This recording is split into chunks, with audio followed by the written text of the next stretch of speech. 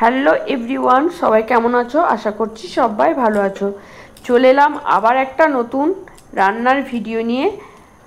আশা করি সবাই ভালোবাসা দিয়ে পাশে থাকবে আর পুরো ভিডিওটা দেখবে। ভিডিও শুরু করার আগে বড়দেরকে জানাই শ্রদ্ধা ও ছোটদেরকে বুক ভরা ভালোবাসা। তো চলো বন্ধুরা, প্রথম থেকে আমি কিন্তু ভিডিওটা শুরু করছি। এটা কি মাছ বলো তো? মাছের ঝোল করছি।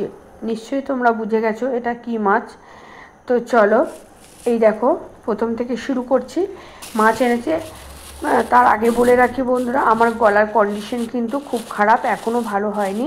একটু তোমরা প্লিজ কষ্ট করে বুঝে নিও আমার কথাগুলো।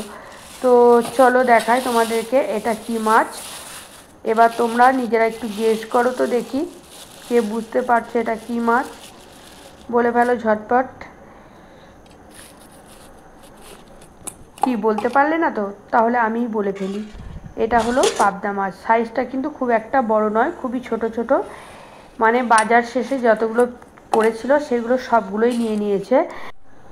তো বুঝতেই পারছো এতগুলো মাছ তো একসাথে আনে না, মানে শেষের দিকে যা পড়ে থাকে ও সবগুলোই নিয়ে নেয়, একটু কম দামে পায়। তো বন্ধুরা দেখো, মাছগুলো আমার কিন্তু ধোয়া কমপ্লিট রেডি। এখন আমি নুন হলুদ মাখিয়ে নিচ্ছি। পাবদা মাছ খেতে কে কে ভালোবাসো অবশ্যই কিন্তু কমেন্টে জানাবে। তো বন্ধুরা, আজকে আমি পাবদা মাছের কি করতে চলেছি বলো তো? একটু বলো কি করতে চলেছি। পাবদা মাছের তো সর্ষে পাবদা খেয়েছি অনেকবারই। তো আমি আজকে ভাবছি একটা মেনুতেই ঝামেলা মিটিয়ে দেবো। তো দেখো, শরীরটাও ভালো নেই, তোমাদেরকে আগেই বললাম আমার ঠান্ডা লেগেছে, গলার কন্ডিশন ভালো নয়। তার জন্যই আমি কিন্তু এটাকে একদম ঝোল বানিয়ে দেবো। তো ঝোলটা রান্না করে খেয়েছিলাম, খুবই ভালো লাগছিল। মাছটাই তো দামি মাছ, তোমরা বুঝতেই পারছো। আর এদিকে দেখো আলু কচু আমার কাটা হয়ে গেছে।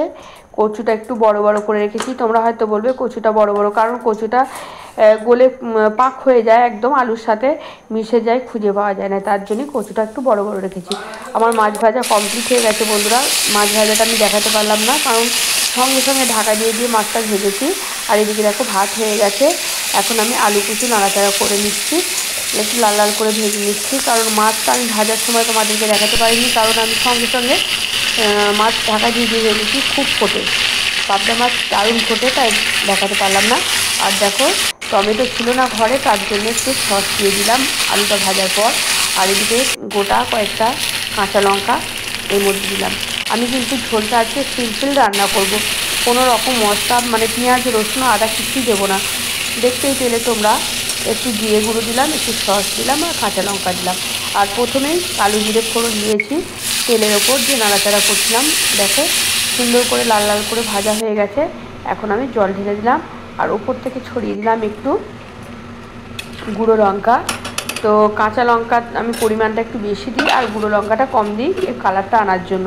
তো দেখো জল ঢেলে কিন্তু আমি একদম ঢাকা দিয়ে দিলাম যতক্ষণ না সিদ্ধ হচ্ছে।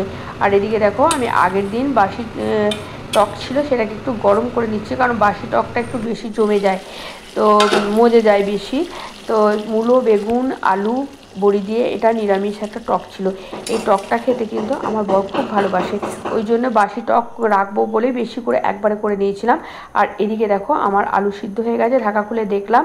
তো এরপর আমি মাছগুলো, ভাজা মাছগুলো দিয়ে কিন্তু আর একবার ঝোলটাকে ফুটিয়ে নেব, কারণ মাছগুলো আলুর সাথে ফোটালে মাছগুলো কিন্তু সব ভেঙে যেত আর খুঁজে পাওয়া যেত না। তো দেখতেই পাচ্ছ আমি মাছগুলো সব দিয়ে দিলাম আর কিছুটা মাছ রেখে দিলাম।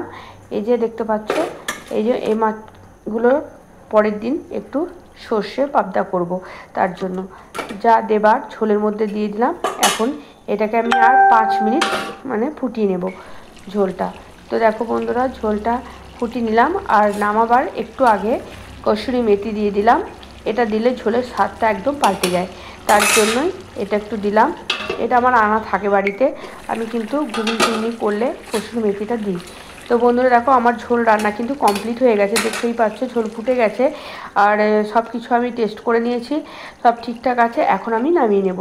তো কেমন লাগলো আমার এই যে পাবদা মাছের ঝোল রান্নাটা অবশ্যই তোমরা বলবে, পাশে থাকবে। আমি সবার পাশে আসি। টাটা বাই, ভালো থেকো সবাই। নেক্সট ভিডিওতে দেখা হচ্ছে।